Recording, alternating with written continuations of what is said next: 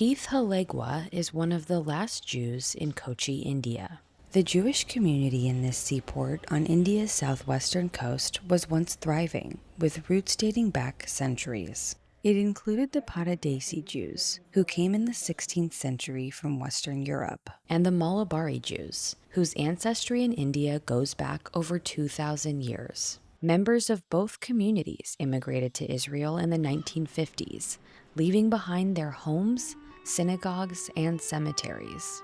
The Paradesí synagogue is now a tourist attraction that relies on visitors for services, while Elias Josephai, one of the last remaining members of the Malabarí community, rebuilt the neighboring Kadavumbagham synagogue with help from people of various faiths. Slowly, I brought up to this stage, back to this glory, because Hashem loves beauty.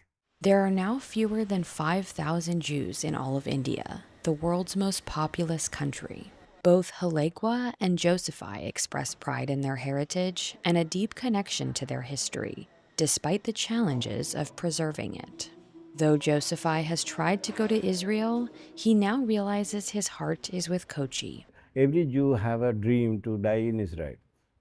As a who believes in Judaism, is a dream is the last breath and it should be in Israel. Now I believe my last breath should be inside the synagogue, because it is in my heart.